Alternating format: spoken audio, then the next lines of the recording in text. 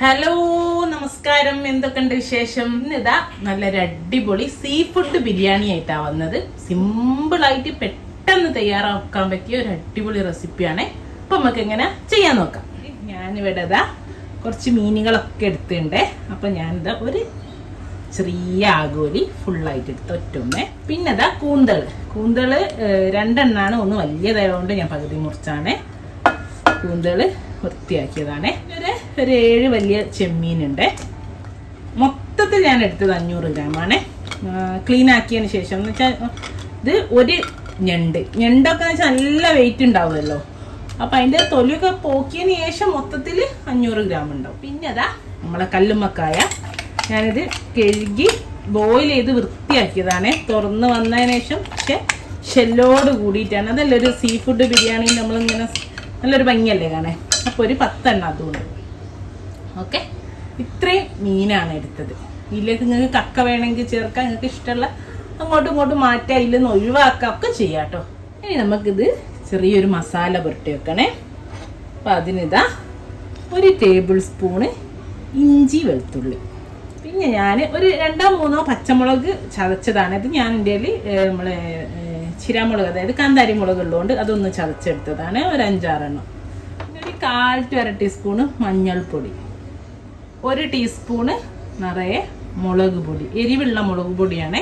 പിന്നെ കാന്താരി മുളകിൻ്റെ നല്ല എരിവും ഉണ്ടാവും. ഒരു 5-8 എണ്ണം പോലെ ഇട്ടുണ്ട്. അപ്പം അല്ലെങ്കിൽ നിങ്ങൾ മുളക് ഇത്തിരി കുറച്ച് മുളക് പൊടി കൂട്ടുന്നതിനും കുഴപ്പമില്ല. ഇനി മുളക് പൊടി കുറച്ചിട്ട് പച്ചമുളക് ചതച്ച് കൂട്ടുന്നതിനും കുഴപ്പമില്ല. ആവശ്യത്തിനുള്ള ഉപ്പ്, കാരണം നോക്കിയിട്ട് ഉപ്പിടണം. നമ്മുടെ ഈ കല്ലുമ്മക്കായയിലൊക്കെ ഉപ്പ് ഓൾറെഡി ഉണ്ടാവുകയെ.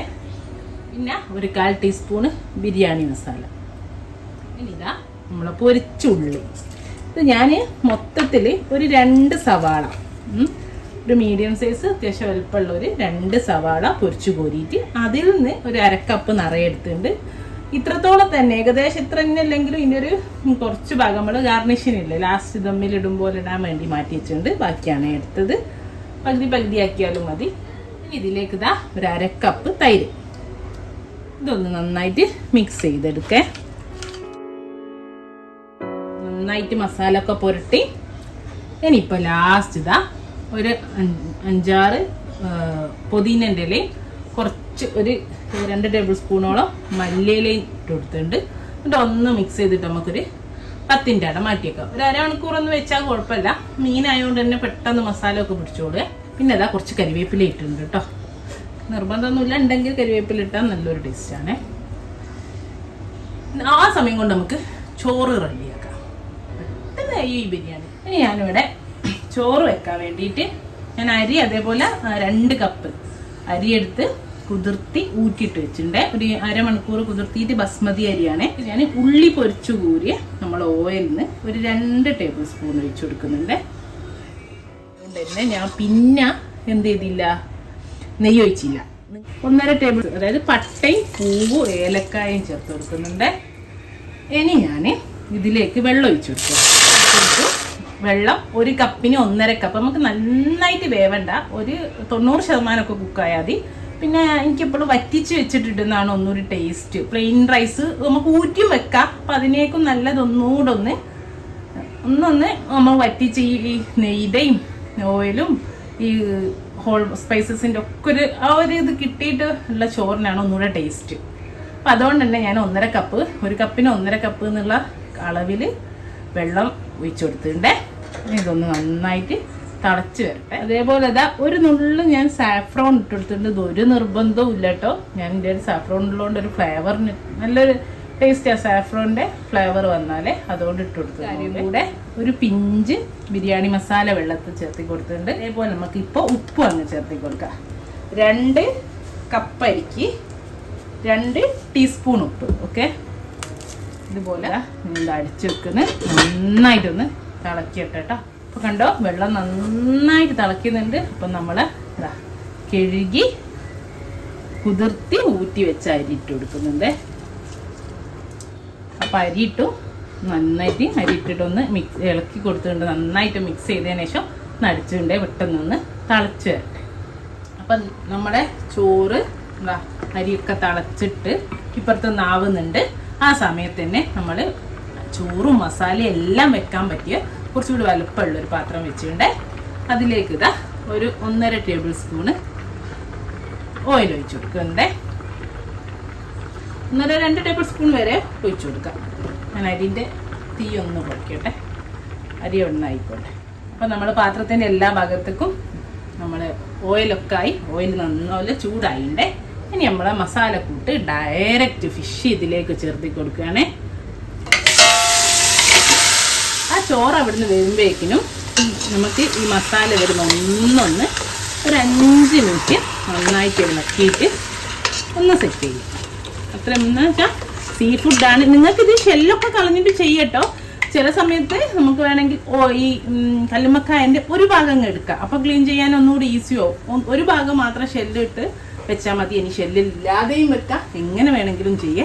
ഞാനിപ്പോൾ ഒരു സീ ഫുഡ് ബിരിയാണി പ്രസൻറ്റേഷനൊക്കെ സമയത്ത് ഷെല്ലിടുമ്പോൾ നല്ല ഭംഗിയല്ലേ.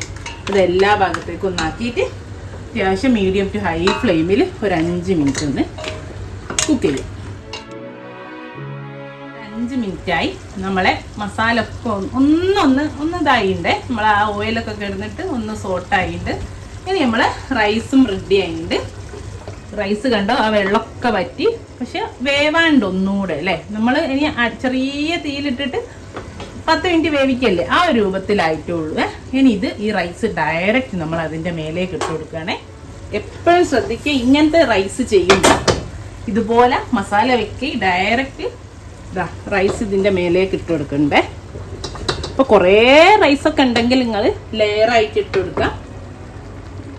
ചൂടോടെ തന്നെ ആ സ്റ്റൗ ഓഫ് ചെയ്യുക, റൈസ് ഇതിലേക്ക് ഇടാൻ ശ്രമിക്കുക. അല്ലെങ്കിൽ പിന്നെ ഊറ്റി വെച്ചിട്ട് ചെയ്യണം,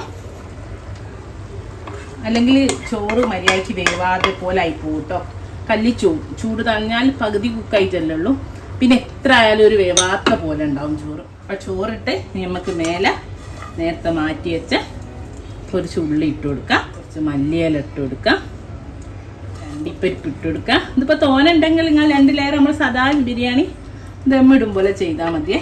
ഒരു തിരി ഒരു പൊടിക്ക് ബിരിയാണി മസാല ഇട്ട് കൊടുക്കാം. ഒരു നുള്ളു ലെമൺ ജ്യൂസ്, ഒരു 1/2 ടീസ്പൂണൊക്കെ മതി ലെമൺ ജ്യൂസ് ഒഴിച്ചു കൊടുത്തിട്ടുണ്ട്. പിന്നെ റോസ് വാട്ടർ ഉണ്ടെങ്കിൽ റോസ് വാട്ടർ വേണമെങ്കിൽ ചെയ്യാൻ. ഞാനിപ്പോൾ സാഫ്രോണിൻ്റെ ഫ്ലേവറിലുകൊണ്ട് റോസ് വാട്ടർ ചേർക്കുന്നില്ല. ഇനി ഇത് അടിച്ചു വെക്കുക. പിന്നെ നമ്മൾ 5 മിനിറ്റ് കുക്ക് ചെയ്ത് കഴിഞ്ഞാൽ ആ സമയത്ത് മസാലേൻ്റെ ഉപ്പ് നോക്കാം കേട്ടോ. അപ്പോൾ ആ ഉപ്പില്ലെങ്കിൽ ചേർത്തി കൊടുക്കണം. ഇനി ഇതാ നല്ലൊരു ഫോയിൽ പേപ്പർ കൊണ്ട് കവർ ചെയ്തിട്ട് നന്നായിട്ട് നമുക്ക് അടച്ചു വെക്കാം. എന്നിട്ട് എന്താ അടച്ചു വെച്ചു. എന്നിട്ടൊരു 15 മിനിറ്റ് ഒരു മീഡിയം ടു ലോ ഫ്ലെയിമിൽ, അധികം ലോ ഫ്ലെയിമും ആക്കണ്ട, നമ്മുടെ മീനും ഒന്ന് വേവാണ്ട് ചോറും വേവാണ്ട്, ഒരു മീഡിയം ടു ലോ ഫ്ലെയിമിൽ വെച്ചിട്ട് ഒരു 15 മിനിറ്റ് കുക്ക് ചെയ്യുക. തീ ഓഫ് ചെയ്യുക. ഒരു അരമണിക്കൂർ പറ്റെങ്കിൽ അങ്ങനെ തന്നെ വെക്കുക. എന്നിട്ട് ഓപ്പൺ ചെയ്യുക. ഒരു 15 മിനിറ്റ് ഒക്കെ എന്തായാലും വെക്കണേ. ഓക്കെ, ഇത്ര പണിയുള്ളത്. നമ്മൾ ബിരിയാണി റെഡി ആയിട്ടുണ്ട്. ഞാൻ ഓഫൊക്കെ ചെയ്താലിപ്പോൾ ഒരു അരമണിക്കൂറോളായി. അപ്പോൾ നമുക്ക് തുറക്കാം. പിന്നൊരു കാര്യം നേരത്തെ പറയാൻ വിട്ടുപോയതാണ്. നമ്മൾ ദം ചെയ്ത സമയത്ത് ഞാൻ വറ്റിച്ച് നെയ്യൊക്കെ ഒഴിച്ച് വെച്ച ചോറായതുകൊണ്ട് തന്നെ ഞാൻ പിന്നെ എന്ത് ചെയ്തില്ല, നെയ്യ് ഒഴിച്ചില്ല. നിങ്ങൾ ഊറ്റി വെക്കുകയാണെങ്കിൽ വീണ്ടും കുറച്ചുകൂടി നെയ്യ് നമ്മൾ ദമ്മിൽ സദാ നെയ്യ് ഇടുമ്പോൾ ഇട്ട് കൊടുക്കണേ. ഇനി ചോറ് കുത്തി ഇളക്കാതെ ആദ്യം മെല്ലെ മെല്ലെ കണ്ടോ ഞാൻ ഇട്ട് കൊടുക്കുക. അപ്പം നല്ല ചോറാണ് കണ്ടോ. ഇതുപോലെ മിക്സ് ചെയ്തെടുക്കുക. മെല്ലെ മെല്ലെ ഓരോ സൈഡിൽ നിന്ന് ഓരോന്നോരോ നമുക്ക് എടുത്തെടുത്ത് കൊണ്ടുവരാം. വേണ്ടിയിട്ട് അടി ഒന്ന് മേലേക്കാക്കിയാണേ നിങ്ങൾക്ക് കാണാൻ വേണ്ടിയിട്ട്. കണ്ടോ നല്ല ചോറാണ്. ഇതൊക്കെ വെന്ത് കിടക്കുന്ന മെല്ലെ മെല്ലെ അതുപോലെ എടുത്തൊന്ന് മിക്സ് ചെയ്യുക. എന്നിട്ട് ഒന്നിച്ചൊന്ന് എല്ലാം ഒന്ന് മിക്സ് ചെയ്തിട്ട് മെല്ലെ മെല്ലെ ഒരു സൈഡിൽ നിന്ന് മിക്സ് ചെയ്തിട്ട് ഒരു പാത്രത്തിലേക്ക് വിളമ്പാം കേട്ടോ. നന്നായിട്ട് ഈ മസാലയും ചോറും മിക്സ് ചെയ്യണേ. അങ്ങനെയാണ് ഈ ബിരിയാണി. എന്താ മസാല എല്ലാം കൂട്ടിയിട്ട് ചോറ് നമുക്ക് മിക്സ് ചെയ്തെടുക്കാം. ഇതാണ് നമ്മുടെ സീ ഫുഡ് ബിരിയാണി. ഇത് ഞാൻ പ്ലേറ്റിലേക്ക് മാറ്റിയാണ്. ഇത്രേ ഉള്ളൂ. നല്ല അടിപൊളി ടേസ്റ്റിയാണ്. ഇൻഷാ അല്ലാഹ് നല്ലൊരു വീഡിയോ ആയിട്ട് നമുക്ക് വീണ്ടും കാണാം. Thank you.